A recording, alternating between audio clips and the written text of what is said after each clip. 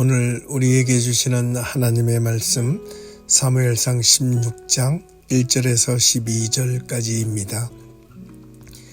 여호와께서 사무엘에게 이르시되 내가 이미 사울을 버려 이스라엘 왕이 되지 못하게 하였거늘 내가 그를 위하여 언제까지 슬퍼하겠느냐.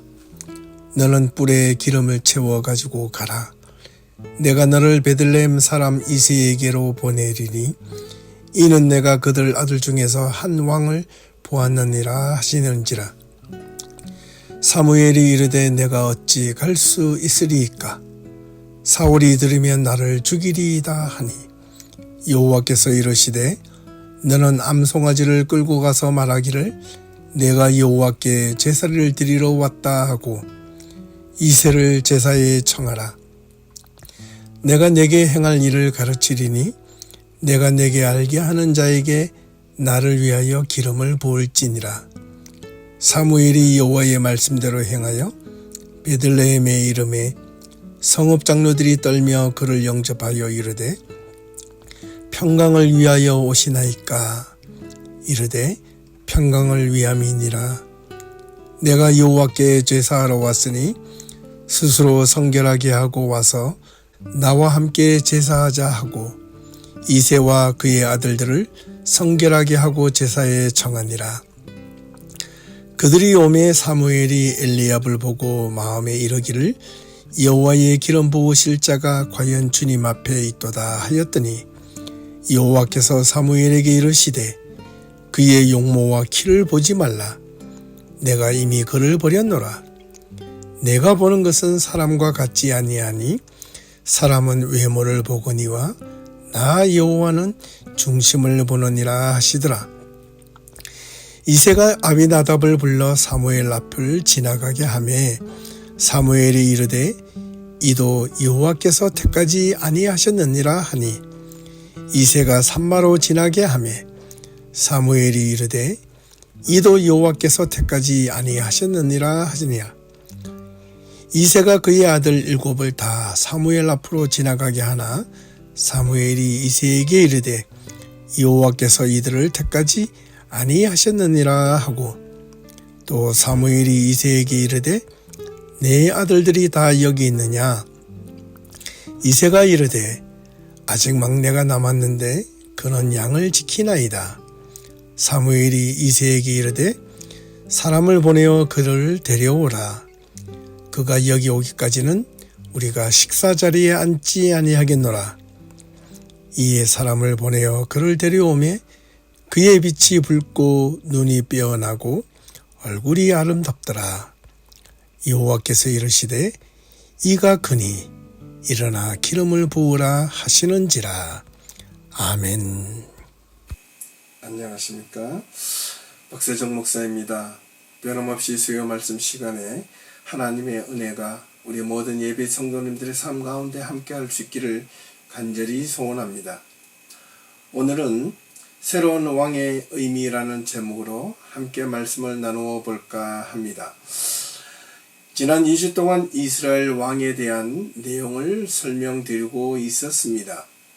사울이 왕이 되기까지 이스라엘 백성들의 장로들이 왕을 어떻게 요청하게 되었는지 그 배경을 설명드렸고, 그리고 첫 번째 이스라엘 왕이 어떻게 사울이 선택하게 되었으며 또 사울은 어떻게 하여 왕으로서 역할을 했는지 그 내용을 함께 살펴보았습니다. 특별히 지난주에는 하나님께서 사울의 잘못으로 인하여 사울을 버리고 새로운 왕을 선택하기로 마음을 먹고 사무엘을 통하여 새로운 왕을 선택할 것이라고 알려주었던 것입니다. 사울은 이스라엘 초대 왕으로 선택하게 된 배경에는 여러 가지 이유가 사실 있었습니다. 첫 번째, 이스라엘 백성들의 장로들의 요구가 있었고요. 그리고 이어서 사울이 선택되게 된 배경에는 분명 사울의 외모와 또 그 풍채가 분명 한몫을 하였던 것은 분명합니다. 그의 외모가 다른 사람들과 보기에는 훌륭하고 남들보다 훨씬 높은 키와 외모를 가지고 있었고, 그리고 그의 삶의 모습이 처음에는 누구보다도 흠이 없어 보였던 것은 틀림없었습니다. 그리고 사울 자신도 처음에는 열심히 하나님을 섬기는 듯 보여졌습니다. 누구보다도 초대의 왕이 되었기 때문에 정말 자신도 훌륭한 왕이 되기 위하여 마음을 먹고 열심히 노력한 것은 분명합니다. 사람은 누구나 이처럼 처음에는 무엇인지 자신에게 주어진 일이라면 그것이 좋은 일을 할 때 열심히 잘 하려고 하는 것이 모든 사람들의 마음가짐일 것입니다. 그러나 사람은 흔히 말하여 작심삼일이라는 말도 있듯이 처음에는 어떤 일이든 자기가 좋거나 또는 주어진 의무가 있을 때 남이 인정해주는 일이라고 판단한다면 그 일에 대하여 분명 최선을 다할 것입니다. 하지만 그러다가 갑자기 어떤 일이 생겨 원치 않는 일이 일어나거나 장애가 일어났을 때 그리고 어렵거나 고난이나 역경이 생겼을 때 우리는 그 일에 대하여 노력하고 애를 써보지만 그것이 쉽게 풀리지 않거나 오히려 더 악한 조건으로 내몰려질 때 우리는 그 어려움을 대처하는 방법에 따라서 그 사람의 성품이 어떤지를 우리는 또 파악할 수 있습니다. 어쩌면 사울도 마찬가지였는지도 모릅니다. 외모로는 전혀 손색이 없을 만큼 거의 완벽하다 할 싶을 정도로 훌륭하게 보였던 자였습니다. 집안적으로도 베냐민 지파 정도면 소위 말하는 명문가라 말할 수도 있습니다. 그런 자가 솔직히 자신의 의지와는 상관없이 또는 느닷없이 사실 왕이 된 것도 사실이었습니다. 그러다 보니 자신이 잘나서 어쩌면 자신의 인물이 좋고 능력이 좋아서 그런 줄 알고 있었을지도 모르겠습니다. 그런 자신을 향하여 처음에는 많은 이스라엘 백성들이 환호하고 그를 맞이하여 주었던 것입니다. 그런데 자신이 왕으로서 계획하고 일을 처리하는데 부족함이 없는 듯 스스로 보여졌습니다. 하지만 자신이 계획한 일에 대하여 함께 진행하려 하다가 뜻하지 않는 난관에 부딪히게 되었을 때 사울은 자신의 능력이 부족해서가 아니라 또 자신의 생각이 짧았음을 인정하지 않고 오히려 그 자신의 가진 계획을 그렇게 무리하게 밀고 나가기 위하여 무리수를 두었던 것입니다. 지난주도 함께 살펴보았지만 특별히 사무엘과의 약속을 잊어버렸습니다. 사무엘과의 한 개인의 약속이 아니라 그 약속은 바로 하나님과의 약속이었던 것입니다. 아니 정확하게는 사무엘과의 길갈에서 어떤 일이 생겼을 때 그 일이 블레셋과의 전투를 의미하였습니다. 그때 사무엘이 자신이 일주일 동안 사울을 향하여 기다릴 것을 요청합니다. 그곳에 자신이 어떤 일이 있을지라도 7일을 기다리면 내가 가서 하나님의 범죄를 드릴 것이다 라고 사전에 알려준 바가 있었습니다. 사울은 정말 이렇게 블레셋과의 전투를 길갈에서 하게 됩니다. 그런데 길갈에 모인 이스라엘 백성들은 블레셋 군대를 보고 나서 오합지졸로 두려워 떨거나 숨거나 도망가기 시작했던 것입니다. 그래서 사울은 마음이 조급했습니다. 그래서 자신이 부족한 지도력보다는 다른 방법을 구했던 것입니다.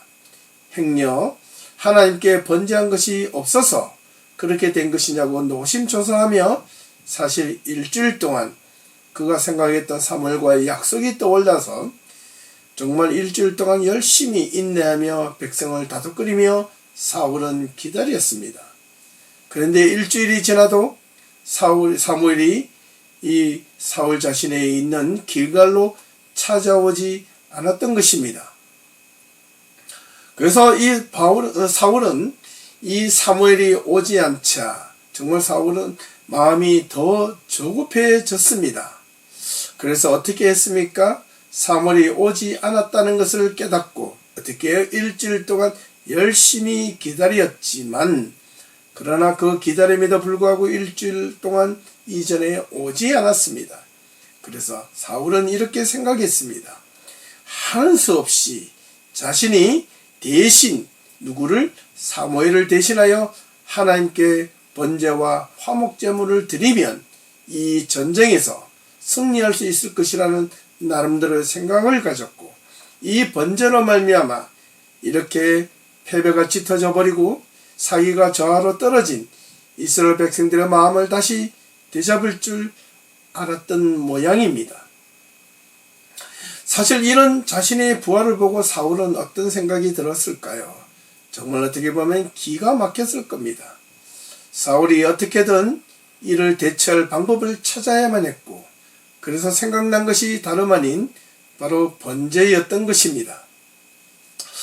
그래서 이 사울은 이 사무엘이 생각한 대로 일주일 동안 기다렸지만 사무엘이 오지 않자 하는 수 없이 자신이 그래서 번제와 해물을 가져와 그 번제를 드리게 된 것입니다. 근데 참 아이러니하게도 그 사울이 번제를 드리자마자 사무엘이 기다렸다는 듯이 사울 곁으로 다가왔습니다.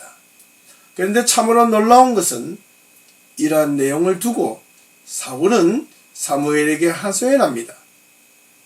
백성은 지금 오합지졸로 내게 흩어지고 당신은 나에게 약속한 정한 날에 일주일 동안 오지 아니하였으므로 블레셋 사람은 믹마스에 점점 많이 모여있음을 보게 되고 그들이 일곧 길갈로 치러 오게 하기 때문에 자신은 어쩔 수 없이 오히려 하나님께 은혜를 간구하지 못하여 부득이하게 내가 그런 마음이 들어서 하나님께 대신 번제를 드렸다고 설명합니다.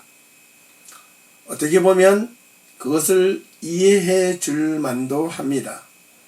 하지만 사무엘은 이 사울의 이야기를 듣고서 오히려 책망을 합니다. 왕이 망령되이 행하였고 하나님께서 왕에게 내리신 명령을 지키지 아니한 것을 행하였으므로 하나님께서 하나님 자신의 마음에 맞는 왕을 구하여 백성의 지도자를 다시 삼을 것이라고 말하였던 것입니다. 웬 이런 청천벽력과 같은 이야기가 사울에게 들려지게 된 것일까요?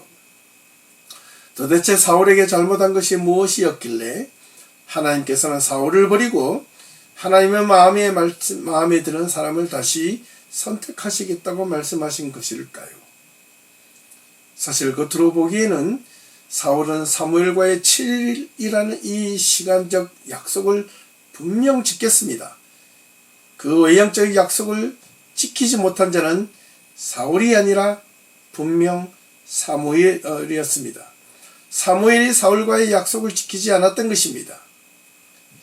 그런데 분명 사울은 나름대로 정성을 다하여 사무엘을 7일 동안 기다렸고 사무엘이 오지 않자 자기가 할 수 없이 하나님께 간구하지 못한 잘못이 있나 싶어서 번제와 화목제를 드리려 했던 것입니다.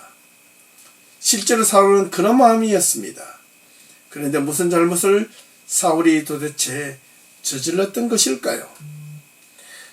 그것은 바로 다름 아닌 월권이었습니다.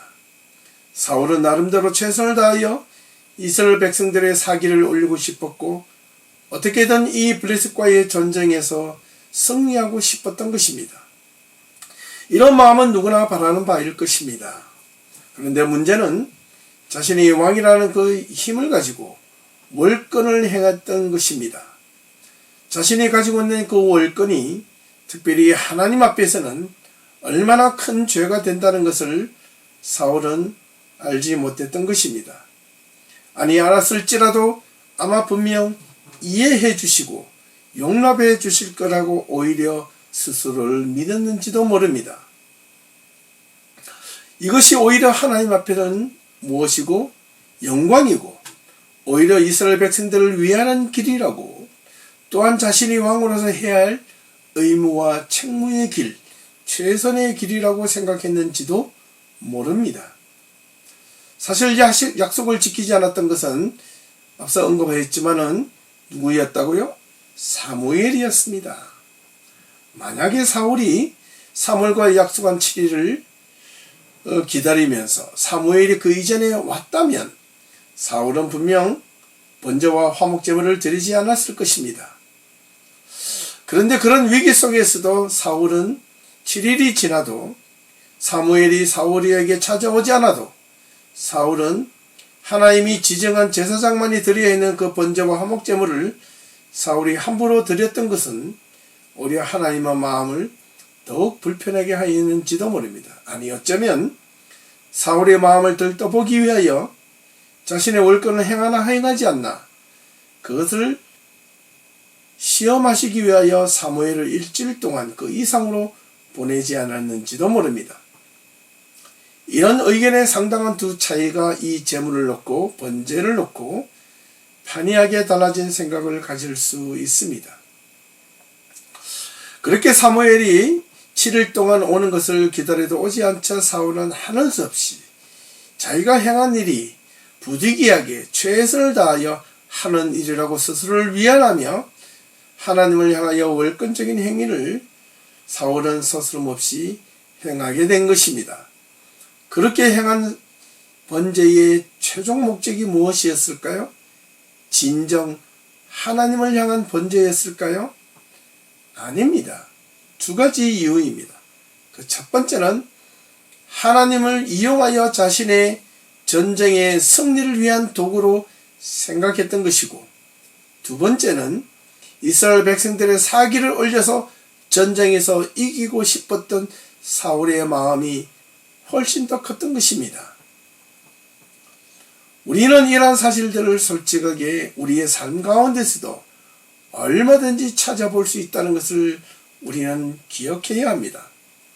우리의 신앙과 우리의 삶이 하나가 되어서 정말 하나님께서 우리에게 주어진 신앙, 이 신앙이 우리의 삶 가운데서 평소에 신실하게 믿음의 생활을 하면 좋겠지만은 우리가 때로는 그 신앙을 통하여 훈련받고자 하는 것은 우리의 삶의 위기나 어려움이 왔을 때 우리가 신앙의 평소에 훈련받은 그 모습을 통하여 온전하게 그 삶의 어려움을 만났을 때 극복하고 힘이 되고 용기가 되어야 하건만, 오히려 우리가 삶의 평소에는 신앙적 삶이 별로 그다지 훌륭하지 않고 올바르지 않으면서도 그러다가 자신의 삶의 어려움이 닥쳤을 때 그제서야 급하게 하나님을 찾고 하나님께 도와달라고 열심을 내는 것과 어쩌면 동일하다 말하지 않을 수 있겠습니까?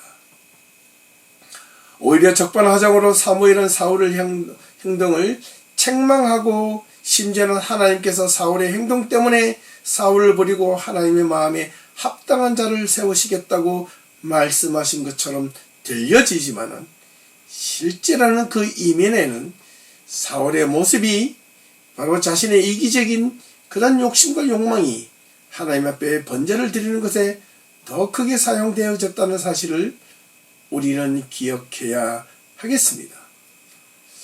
그래서 이제 그 이후에 사울의 모습과 행동을 한번 보면 점점 사울은 자신의 본성적인 이성을 잃어버리고 점점 더 폭군으로 변하는 모습을 성경을 통하여 충분히 살펴볼 수 있습니다. 하나님의 마음에 들도록 더 노력하고 애를 쓴 것이 아니라 사울은 점점 더 하나님과는 점점 멀어지는 그런 행동과 모습을 보여지게 된다는 것을 사무엘상 전반을 통하여 우리는 확인할 수 있습니다. 자신이 왕이라는 그 권력을 이용하여 더 마음대로 더 폭군으로 변하는 모습이 보여지게 된 것입니다. 어쩌면 하나님께서는 이런 마음을 먼저 하시고 그렇게 말씀하신 것은 아닌지 우리는 한번 깊게 생각해 볼 필요가 있습니다. 어찌 되었는지 사울의 행동에는 한 가지 분명한 흠이 있었습니다. 그것을 굳이 지적해 보고자 한다면 앞서 언급한 대로 사울은 자신이 하지 말아야 할 것을 해버렸다는 사실입니다. 제사는 분명 제사장의 몫입니다. 그런데 사울은 자신이 해버린 것입니다.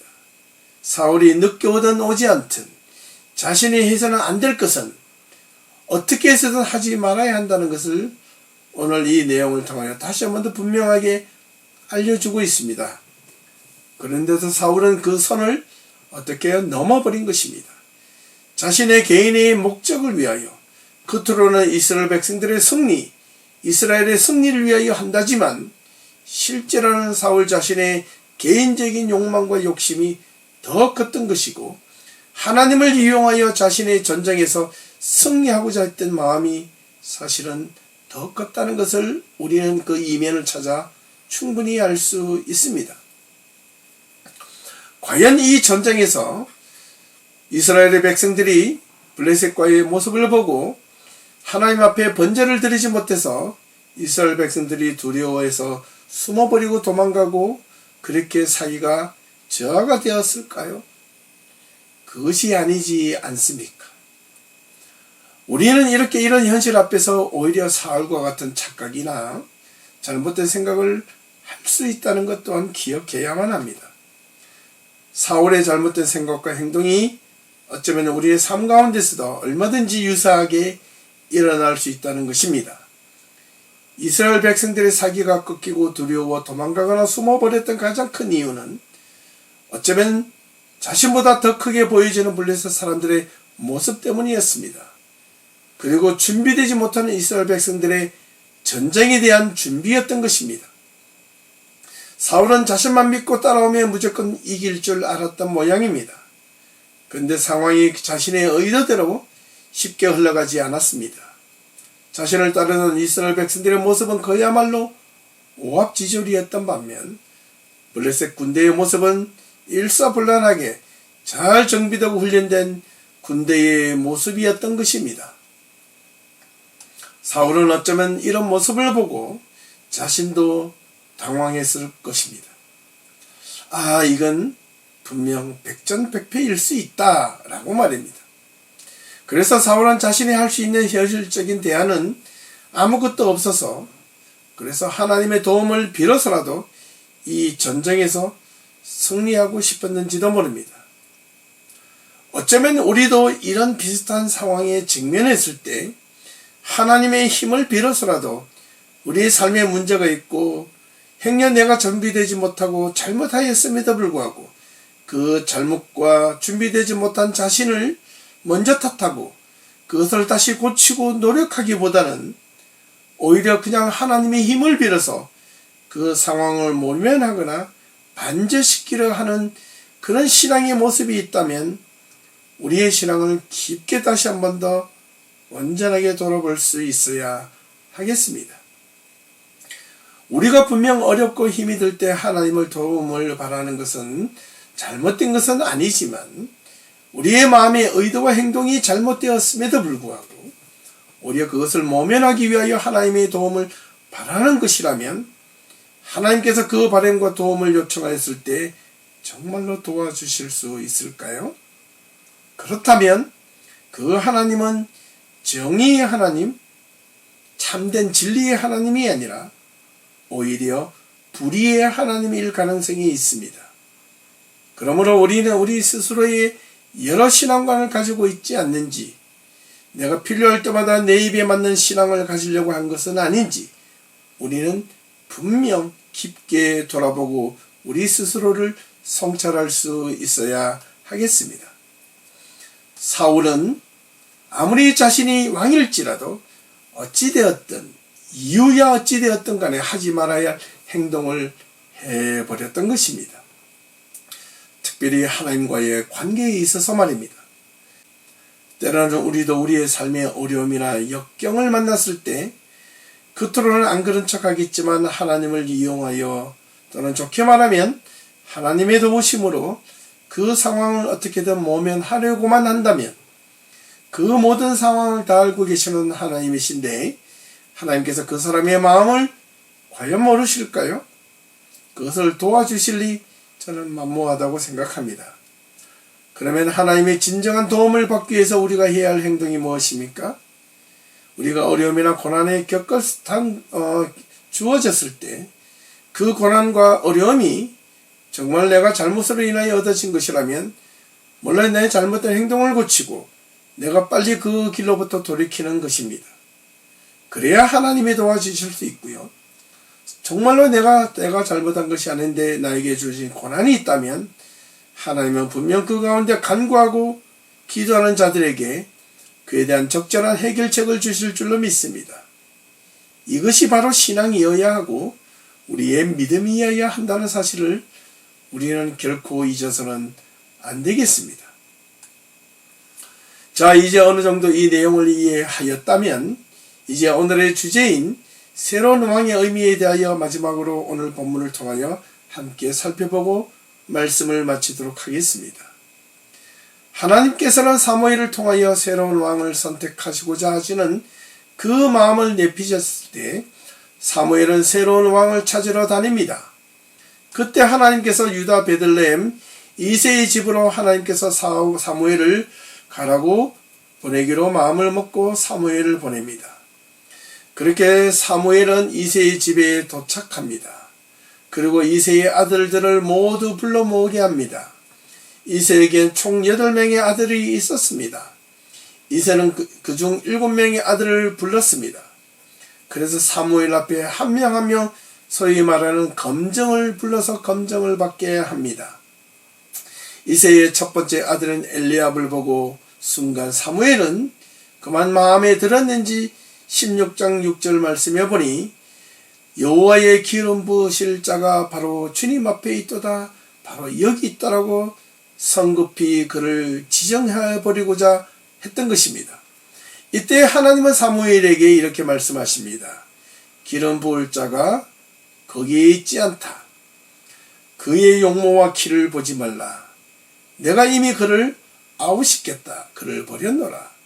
내가 보는 것은 너희 사람들과 같지 아니하니 사람은 외모를 보거니와 나는 나 여호와는 무엇을 중심을 보느니라 라고 말씀하시며 엘리압이 아니라고 말씀하셨습니다.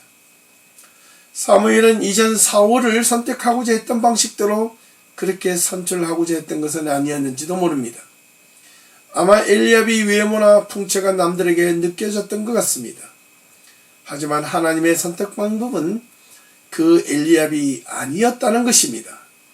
그렇게 나머지 이어서 형제들도 동일하게 다 부어주어도 하나님은 사무엘을 통하여 아니라 말씀하셨습니다. 그래서 사무엘이 이 이새에게 묻습니다. 이 모든 아들이 전부인가? 라고 말입니다. 이때 이새는 체념이라도 하듯 실망한 듯 아직 막내가 한 명 더 남아있긴 하지만 그는 당장 어려서 그저 보잘것없고 볼품이 없습니다. 이렇게 말을 합니다. 그리고 저 밖에서 양을 치고 있는 중이라서 아마 그는 아닐 것 같아서 제가 부르지 않았습니다. 라고 말을 한 것이나 다름없습니다. 하지만 사무엘은 그 막내를, 양치기 막내를 불러오게 합니다. 그래서 이새는 사람을 불러서 마지막 그 막내를 집으로 불러오게 합니다. 소년이 사무엘 앞에 서게 되었을 때 비록 모습은 어리고 볼품이 없었지만 왠지 그의 형들과는 다르게 보여졌습니다. 그의 빛이 붉고 눈이 빼어나고 얼굴이 아름다웠더라고 표현하고 있기 때문입니다. 하나님께서 사무엘을 통하여 그 어린 소년에게 기름을 부으라고 말씀하셨습니다. 그러자 사무엘은 나머지 모든 형들을 제쳐놓고 그 소년에게 기름 부으며 훗날이 왕이 될 것을 예견하고 돌아갔던 것입니다. 자, 가만히 보십시오. 이새 아버지조차도 포기하였던 그 막내가 하나님의 선택이 될 줄을 누가 알았겠습니까? 아무리 보잘것없는 어린 소년이 이스라엘의 두 번째 왕이 될 줄을 누가 알았겠습니까? 훗날 모든 이스라엘 역사에 있어서 가장 훌륭한 왕이라고 추대받았고 칭송받을 자가 바로 그 어린 다윗이 될 줄 누가 알았겠습니까? 다윗이 정말 선택받았을 때에는 아버지조차도 정말 제외하였고 보잘것없어서 선택은 당연히 되지 않을 것이라고 실망하였던 어린 소년. 그 소년이 바로 하나님의 선택을 받게 된 것입니다. 새로운 왕이 선택되는 그 의미에는 외모나 겉으로 판단하는 것이 아니라 중심을 보시는 하나님의 그 말씀에 합당한 자라 바로 다윗이 되었던 것입니다. 이제 결론적으로 하나님이 선택하신 새로운 왕이 될 자의 자격은 바로 하나님은 외모가 아니라 중심을 보시는 하나님이라는 사실을 다시 한 번 더 확인해 시켜주는 오늘의 말씀이라 하겠습니다. 우리는 살면서 어떤 두 종류의 사람을 보게 될 수 있습니다. 인물이 있고 키도 크고 외모도 있고 겉으로 보기에는 훌륭하고 정말 번번한 직장도 가지고 많은 일을 다 할 수 있는 그처럼 보여지는 어딘가 모르게 당당하게 보여지는 사람이 있는가 하면 또 다른 한 부류는 인물은 크게 나아 보지 않지만은 무언가가 단단해 보이고 의지가 있어 보이고 미래가 있어 보이는 그런 사람이 있을지도 모릅니다. 지금 당장은 별로 그 모습이 보이지 않고 시원찮게 보여져도 말입니다. 이때 여러분은 누구를 선택하시겠습니까? 아마 저라도 당연히 어쩌면 눈에 보이는 자를 선택할지도 모르겠습니다. 그런데 하나님의 눈에는 전자가 아니라 후자였다는 사실입니다. 우리의 눈에도 그러한 자를 선택할 수 있는 안목이 있어지기를 간절히 소망해 봅니다. 우리의 자녀나 우리 주변에 있는 모든 사람들이 그러는 후자와 같은 비록 겉으로는 외모로는 볼품이 없어 보일지라도 미래가 있는 사람, 꿈이 있는 사람, 비전과 내일이 있는 사람을 많이 선택하고 우리 자녀들도 그런 사람이 되기를 바라고 우리 주변의 모든 사람들이 그런 사람들로 가득 차 있을 수 있으면 얼마나 좋겠습니까? 외모가 아니라 중심이 있는 사람, 믿음이 있는 사람, 신앙이 있는 사람들로 모이는 그런 공동체가 될 수 있으면 얼마나 좋겠습니까? 하나님은 그런 자를 원하신다는 사실입니다. 중심을 보시는 하나님, 이것이 바로 새로운 이스라엘 백성들의 두 번째 왕이 되는 첫 번째 조건이었던 것입니다. 새로운 왕을 선택하시고자 하시는 하나님의 의도는 이제는 더 이상 외모나 겉이 좋은 자를 선택하지 아니하시겠다는 하나님의 깊은 의중과 결단이 분명히 있어 보입니다.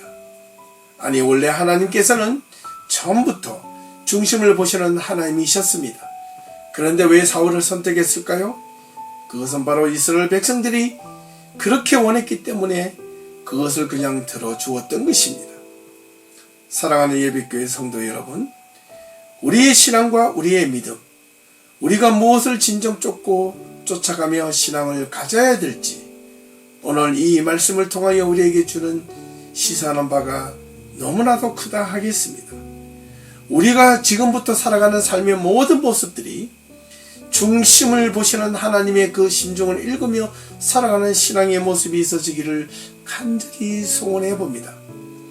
겉과 속이 다른 그런 원치도 않고 겉과 속이 다르며 자신의 마음이 마치 겉으로는 간이라도 다 빼어줄 것처럼 신앙이 깊은 것처럼 보여질지라도 실제로 위기가 있고 어려움이 있을 때는 신앙이 뭐고 다 내팽개치며 도망가는 자가 아니라 겉으로는 어리석게 보이고 아무것도 하지 않는 것처럼 보여질지라도 믿음이 있고 심지가 굳고 의리가 있고 정말 신앙이 깊은 자들이 정말 믿음이 확고한 자들이 미래가 있고 꿈이 있고 내일이 있는 줄로 믿습니다. 우리 모두에게 그런 마음이 있기를 간절히 축원합니다. 이런 마음으로 가득 찬 우리 예비교회 성도님들이 될 수 있기를 간절히 소망합니다.